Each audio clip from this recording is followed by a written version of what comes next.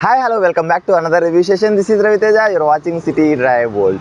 Dear friends, ఈ రోజు వీడియోలో మనం ఫోర్డ్ ఎకోస్పోర్ట్ అయితే ఓనర్షిప్ రివ్యూ చేయబోతున్నాం. ఫస్ట్ ఆఫ్ ఆల్ ఈరోజు అయితే నేను హైదరాబాద్ నుంచి వైజాగ్ వచ్చానండి. చాలా కష్టపడుతున్నా మీకోసం. నేను వైజాగ్ ఎందుకు రావాలి, హైదరాబాద్లో కార్స్ లేవా అని చెప్పేసి అనొచ్చు.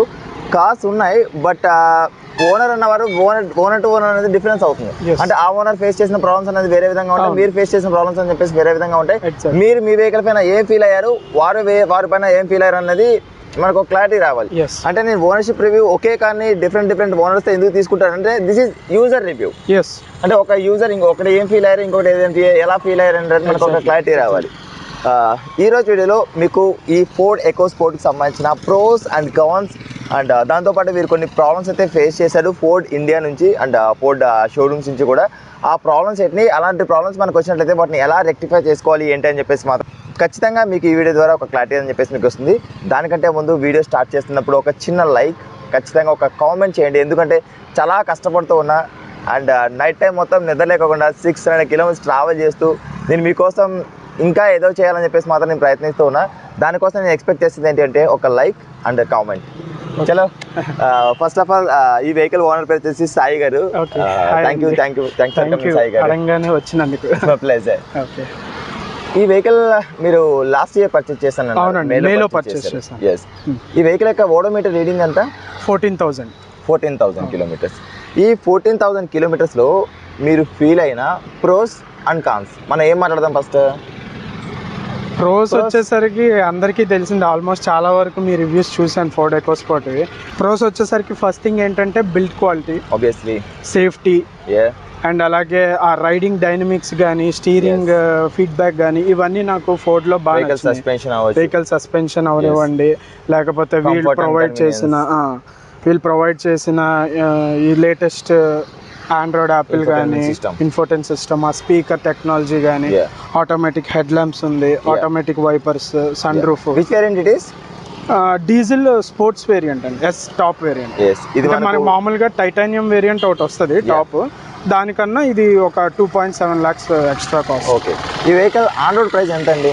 ఆన్ రోడ్ ప్రైస్ మనకి ఇది అప్రాక్సిమేట్గా 13.6 lakhs పడింది. 13.6. ఈ 13.6 lakhs అనేది మీకు వాల్యూ ఫర్ మనీ అనిపించిందా? 100% అనిపించింది. అంటే ఏ పారామీటర్స్లో?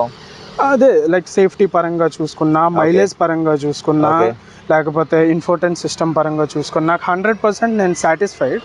ఓకే, దీని 13.7 lakhs అనేది వర్త్ ఇట్ అని. సరే, నేను మిమ్మల్ని డైరెక్ట్గా కొన్ని క్వశ్చన్స్ అయితే అడుగుతాను. అడగండి. ఈ వెహికల్ మీరు 14,000 కిలోమీటర్స్ తిరిగారు, మీరు వైజాగ్ సిటీలో తిరుగుతున్నారు. వైజాగ్ సిటీ అంటే మనకి ఎలా ఉంటుంది? క్లమ్జీగా, అంటే ట్రాఫిక్ అనేది మనకు ఇదిగా ఉంటుంది. ట్రాఫిక్ లో మీరు మైలేజ్ ఎంత తీస్తున్నారు? నాకు 16.5 నుంచి 17 వరకు రీడింగ్ ఉందా మీ దగ్గర? ఉందండి, మీరు ఫోటో కూడా తీసుకోవచ్చు. మీ దగ్గర ఏమైనా ప్రీవియస్ తీసుకునే ఏమైనా ఉన్నాయా? ప్రీవియస్ కూడా తీసుకున్నాను. Okay, then what about highways? Highway అయితే నేను కొంచెం హైవే మీద 100, 120 రీచ్ వెళ్తాను కాబట్టి నాకు 20 వరకు వచ్చిందండి. ఓకే, ఇన్ కేస్ మా ఫాదర్ డ్రైవ్ చేసినప్పుడు ఆయన 80-90లో వెళ్తారు కాబట్టి ఆయన 22-23 కూడా రీచ్ అయింది. ఆయన 23 వరకు కూడా ఆయన రీచ్ అయింది. నేను డ్రైవ్ చేసినప్పుడు మాత్రం నాకు 19.9, 20 ఆ రేంజ్ వరకు టచ్ అయింది. ఓకే, ఫస్ట్ 2,000 కిలోమీటర్స్కి జనరల్ చెకప్ అయింది, తర్వాత 10,000 కిలోమీటర్ 1 year. ఆ 10,000 కిలోమీటర్స్కి మీకు వచ్చిన బిల్ ఎంత? 2,200 అండి. మీ బైక్దా, కార్దా? లేదు, కార్దేనండి. నా దగ్గర బిల్ ఉంది డాష్ బోర్డ్లో, ఇప్పుడు చూపిస్తాను మీకు. ష్యూర్ పక్కా. నేను మీకు ప్రీవియస్గా కూడా ఫోర్డ్ ఎకోస్పోర్ట్ సంబంధించి మీకు చెప్పాను, రాయల్ ఎన్ఫీల్డ్ బైక్ సంబంధించిన బైక్ సర్వీస్ కంటే కూడా ఇంకా తక్కువ సర్వీస్ కాస్ట్ లో మనం ఫోర్డ్ ఎకోస్పోర్ట్ అనేది సర్వీస్ చేసుకోవచ్చు. చాలా మంది ఏమనుకుంటారంటే ఫోర్డ్ ఎకోస్పోర్ట్ లో అంటే ఫోర్డ్ వెహికల్స్ అనేది మనకు diesel variant, it's not petrol variant. అంటే పెట్రోల్ మనకి ఇంకా మెయింటెనెన్స్ తక్కువ రావాలి. అవును, అంటే డీజిల్ అయినప్పటికీ ఇంకొంచెం ఎక్కువ రావాలి. చాలా మంది అనుకునేది ఏంటంటే ఫోర్డ్ అనేది మనకు మెయింటెనెన్స్ ఛార్జెస్ ఎక్కువగా ఉంటాయి. That is myth. మీరు ఫోర్డ్ ఇండియా నుంచి కాదు, ఫోర్డ్ సర్వీస్ సెంటర్స్ నుంచి ఫేస్ చేసిన ప్రాబ్లమ్స్ ఏంటి? దానికన్నా ముందు నేను కాన్స్ చెప్పలేదు. ప్లీజ్.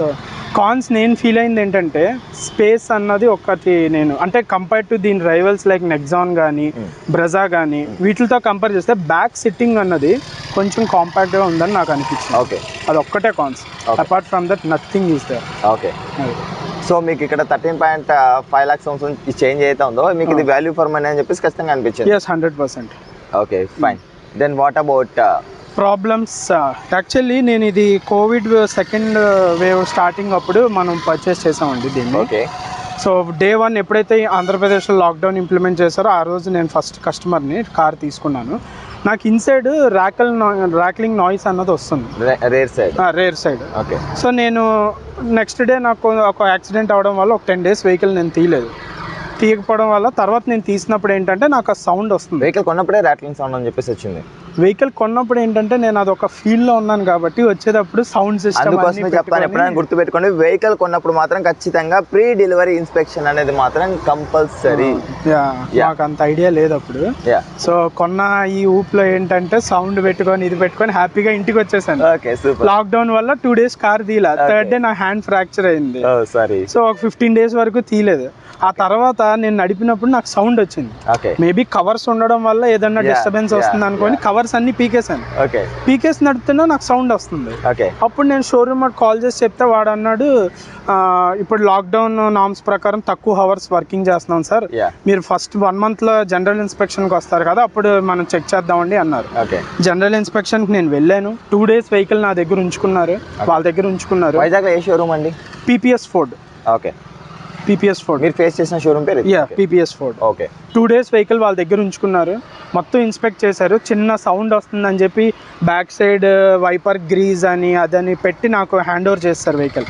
ఇంకా మీకు సౌండ్ ఎక్కువ అనిపిస్తే ఆటోనగర్లో బాడీ షాప్ ఉంది, అక్కడికి మీరు ఎనీ టైం వెళ్ళొచ్చండి అన్నారు. ఓకే. సో నేను అప్పటికి ఐఎమ్ డిస్సాటిస్ఫైడ్. అప్పుడైతే నాకు 0 rupees ఛార్జ్ చేశారు.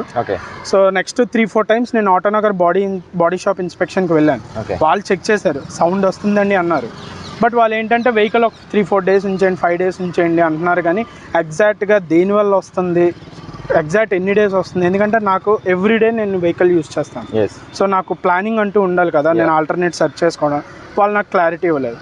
ఆ తర్వాత నా వర్క్స్లో నేను బిజీ అయిపోయి అలా 7,000 kilometers వచ్చినప్పుడు బాగా నాయిస్ వస్తుంది. నేను మళ్ళీ అప్రోచ్ అయ్యాను బాడీ షాప్కి. వాళ్ళు ఒక 1 month సార్ వెహికల్స్ బిజీగా ఉన్నాయి అన్నారు. ఈ లోపు నేను 10,000 kilometers కంప్లీట్ చేస్తాను, ఇచ్చాను వెహికల్ వాళ్ళకి ఇచ్చినప్పుడు వాళ్ళేంటి సౌండ్ వస్తుంది అన్నారు. నార్మల్ సర్వీసింగ్ అయితే 1 dayలో అయిపోయింది.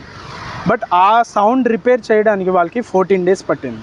అంటే దాన్ని నోటీస్ చేసి రిపేర్ చేయడానికి 14 days. Each and every panel check చేసి వాళ్ళు 14 days కంప్లీట్ డిస్మాండిల్ చేస్తారు, సీట్స్ కానీ పైన అవి సైడ్ అంతా. నాకు లిటరల్లీ నేను ఫోటో కూడా మీకు పెడతాను, ఆ వెహికల్ చూసినప్పుడు నాకు చాలా బాధ వేసింది. నేను కొనుక్కున్నది ఫస్ట్ హ్యాండ్, ఇంకా 1 monthకే మనం ఇలా చూసేసాము. సో నేను కొనుక్కుంది first hand vehicle, second hand vehicle, నాకు చాలా బాధ వేసింది. నేను షోరూమ్ వాళ్ళతో కూడా చెప్పాను, లేదు సార్ ఇదే ఫైనల్ అయిపోతుంది 100% అన్నారు.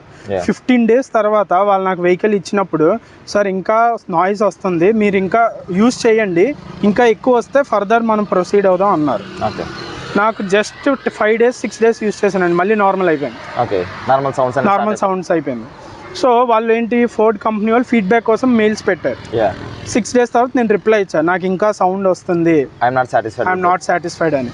సో మేనేజర్ ఇక్కడ ఏమన్నాడంటే, ఆయన ఏంటి ఆ రోజు వెహికల్ తీసుకొచ్చారు కదా, వెహికల్ తీసుకొచ్చినప్పుడు ఓన్లీ 1% నాయిస్ వస్తుంది, that's not a big issue అని ఆయన నాకు కాంప్రమైజ్ చేయడానికి ట్రై చేస్తాను. నేను అన్న 1% కూడా నేను ఎందుకు కాంప్రమైజ్ అవ్వాలి, ఇంత ఎక్స్పెన్సివ్ పెట్టుకొని నేను కొనుక్కున్నది ఎందుకు కాంప్రమైజ్ అవ్వాలి అని చెప్పి నేను మెయిల్కి రిప్లై ఇచ్చాను. 6 days డైలీ 6 times రిప్లై ఇచ్చానండి. ఒక్కళ్ళు కూడా నాకు రెస్పాండ్ అవ్వలేదు. రెస్పాండ్ అవ్వబోయేసరికి నేను అప్పుడు ట్విట్టర్లో ఇమేజెస్, దీని ప్రూఫ్స్ రిలేటెడ్ ఇష్యూ నేను ట్విట్టర్లో ఫోర్డ్ ఇండియాని, అలాగే మన యూనియన్ మినిస్టర్ నితిన్ గడ్కరీ గారిని, వీళ్ళందరినీ ట్యాగ్ చేసి పెట్టాను. ట్యాగ్ చేసి పెట్టిన within less than 2 minutes I got a call from Ford company, Chennai దగ్గర నుంచి నాకు కాల్ వచ్చింది. ఇష్యూని ఎక్స్క్లేట్ చేశాను. ఆ రోజు సండే, నెక్స్ట్ డే మండే మళ్ళీ డీలర్షిప్ నుంచి నాకు కాల్ చేయించారు. వాళ్ళు వచ్చి చెక్ చేసుకున్నారు, సౌండ్ వస్తుంది అన్నారు. So at the same time ఈ 15 days కూడా నాకు వెహికల్ ఉంచుకున్నందుకు ఆల్మోస్ట్ నాకు ట్రావెలింగ్ ఎక్స్పెన్సెస్ మేము పే చేస్తాం, క్యాబ్ ఎక్స్పెన్సెస్ అన్నారు, అది ఆల్మోస్ట్ 30,000 అయింది నాకు ఎక్స్పెన్సెస్. బిల్ కూడా నేను ప్రొడ్యూస్ చేశాను, అందులో నాకు వాళ్ళు 12,000 పే చేశారు. అంతకు మించి మేము పే చేయలేము అన్నారు. వాట్ ఎవర్ ఆ 12,000 అన్నా కూడా మనకు ఎక్స్పెన్సెస్ కింద వాళ్ళు ఫోర్డ్ ఇండియా అనేది రెస్పాండ్ అయింది అంటారు. రెస్పాండ్ అయింది. సో ఆ విషయం రెస్పాండ్ అయింది. అది కూడా నేను వాళ్ళు వితిన్ 2-3 days పడిపోద్ది అన్నారు. Almost it took 1 month. So అది కూడా నేను ట్విట్టర్లో దాన్ని హైలైట్ చేశాను. సో నెక్స్ట్ మినిట్ నాకు ఆ డబ్బులు పడిపోయినాయి. సో ఇమీడియట్లీ వాళ్ళు అంటే డీలర్షిప్ దగ్గర నుంచి డిలే అండి. నాకు ఫైనల్లీ ఇండియా ప్రాబ్లం లేదు, డీలర్షిప్ దగ్గర డిలే. ఎందుకంటే నా అకౌంట్ ట్రాన్సాక్షన్ కూడా చూసినప్పుడు పీపీఎస్ ఫోర్డ్ నుంచే క్రెడిట్ అయినట్టు చూపించింది. సో ఇక్కడ నుంచే డిలే.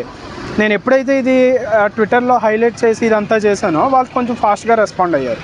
అప్పుడు ఇమీడియట్లీ నాకు లోనార్ కార్ ఇచ్చి ఈ కార్ని పట్టుకెళ్ళి ఒక 1 వీక్ రిపేర్ చేశారు.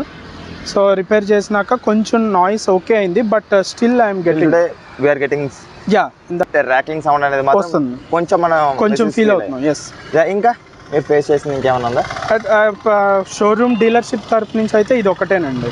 Okay, then what about overall vehicle experience? ఇంకా మీరు ఫైనల్గా కంక్లూజన్ అని చెప్పాలంటే, ఇప్పుడు ఫోర్డ్ ఇండియా అనేది మన ఇండియా నుంచి వెళ్ళిపోయినా కూడా if anybody want to purchase this vehicle మీరు సజెస్ట్ చేస్తారా? 100% నేను సజెస్ట్ చేస్తాను. సర్వీస్ అనేది ఎలా ఉంది? ఫోర్డ్ ఇండియా వెళ్ళిపోయిన తర్వాత కూడా చాలా బాగుంది. మనం కాల్ చేస్తే వాళ్ళే వచ్చి పట్టుకెళ్తున్నారు, ఇన్ టైమ్ డెలివరీ చేస్తున్నారు. ఓకే, అంతా బాగుంది. ఇట్ డిపెండ్స్ ఆన్ డీలర్షిప్ అండి. Depends on dealership. ఎందుకంటే నేను ఇంతకుముందు ప్రీవియస్లీ మారుతి వెహికల్ యూస్ చేశాను, ఇవన్నీ యూస్ చేశాను సుజుకి. సో అక్కడ నాకు ఏమీ ఇబ్బంది అనిపించలేదు. But depends on dealership. So వీళ్ళు ఎలా వర్క్ చేస్తున్నారు అంటే మేబీ నేను మిగతా డీలర్షిప్కి వెళ్తే అప్పుడు ఐ కెన్ కంపేర్. ఓకే, ఇప్పుడు మన ప్రాబ్లం గురించి పక్కన పెట్టేసి సర్వీస్ విషయంలో వాళ్ళ రెస్పాన్స్ అనేది ఎలా ఉంది? సర్వీస్ దట్ ఇస్ గుడ్ అండి. అంటే మన ఫోర్డ్ ఇండియా వెళ్ళిపోయింది కదా, సర్వీస్ అనేది ఉండదేమో, పార్ట్స్ అనేది దొరకవేమో అనే కంగారు ఉంటుంది కదా. లేదండి, ఆ విషయంలో మీరు మన వాళ్ళకి ఏం చెప్తారు? అది మనం భయపడాల్సిన పని ఏమి లేదండి. మనకి ఇప్పుడు ఎవ్రీ వెహికల్ కొన్నప్పుడు మినిమం 5 years వారంటీ చేయించుకుంటాం. సో వారంటీలో డెఫినెట్లీ వాళ్ళు సప్లై చేయాల్సిందే. సో ఆ తర్వాత కూడా మహా అయితే ఒక 3-4 years వరకు నా ఒపీనియన్ ప్రకారం ఒక 9 years వరకు దే విల్ సర్వస్. ఆ తర్వాత అన్నది మనం చెప్పలేం. రైట్ ఫ్రెండ్స్, ఇది ఇవాళ వీడియోలో ఫోర్డ్ ఎకోస్పోర్ట్ యొక్క ప్రోస్ అండ్ కాన్స్, మీరు ఫేస్ చేసిన ప్రాబ్లమ్స్ ఏంటి, ఆ ప్రాబ్లమ్ ఎలా ఎస్కలేట్ చేశారు ఫోర్డ్ ఇండియాకి, దాని నుంచి మీకు ఒక క్లారిటీ వచ్చింటుందని చెప్పేసి అయితే నేను అనుకుంటూ ఉన్నా. మీకు వీడియో వచ్చేటైతే లైక్ చేయండి, అదేవిధంగా మీ ఫ్రెండ్స్ అండ్ ఫ్యామిలీ మెంబర్స్ వరకు షేర్ చేసుకోండి. Thanks for watching. By by. Seat belt ధరించండి, హెల్మెట్ ధరించండి, సురక్షితంగా ప్రయాణించండి. ప్లీజ్ లైక్ చేయండి, అదేవిధంగా వీడియో ఏం చేసేటప్పుడు ఖచ్చితంగా కామెంట్ చేయడం మాత్రం మర్చిపోదు. బోలో భారత్ మాతాకి జై.